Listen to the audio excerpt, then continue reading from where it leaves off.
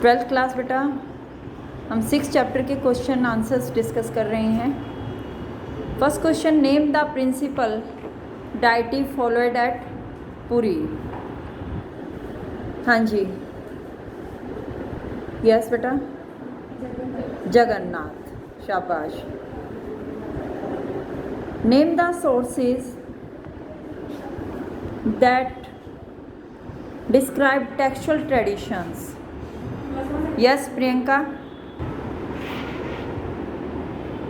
Yes बेटा, various sources to know about the history are known as stupas, monasteries and temples, and different types of hagiographies of saints and different literary text.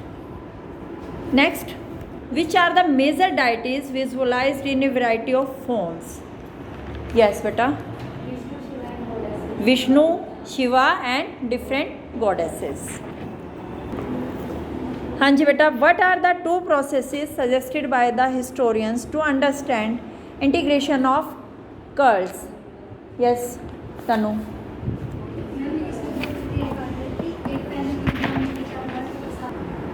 Yes बेटा, ये बहुत बार revise हो चुका है कि main Brahminical idea spread हो रहे थे। इसमें कंपोजिशन, कंपाइलेशन और प्रिजर्वेशन हो रही थी पुरानिक टेक्स्ट की सिंपल संस्कृत लैंग्वेज में।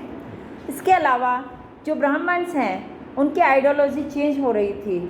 उन्होंने अपने प्रैक्टिसेस और बिलीव्स में जो वुमेन्स हैं और शूद्राज हैं उनको भी प्लेस दिया था। How many types does socialist describe the सांस्कृतिक पुरानिक ट्रेडिशंस? यस बेटा, इसका आंसर ग्रेट सांस्कृतिक traditions and little traditions. It is also known as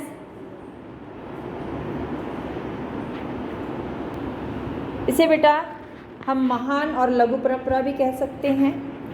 Who invented the great little traditions and when? हमारे महान समाजशास्त्री रॉबर्ट रेडफील्ड ने 20वीं सदी में ये जो महान और लघु परंपरा है इसको डिस्क्राइब किया था। यस बेटा, इसमें पीजेंट्स ऐसे राइचुअल्स परफॉर्म करते थे जो कि डोमिनेंट रूलर कैटेगरी के द्वारा फॉलो किए जाते थे। For example rulers, priest etcetera. इसके अलावा पीजेंट्स ऐसी लोकल प्रैक्टिसेस को फॉलो करते थे जो उनकी अपनी होती थी, उसे हम लिटल ट्रेडिशन बोलते हैं।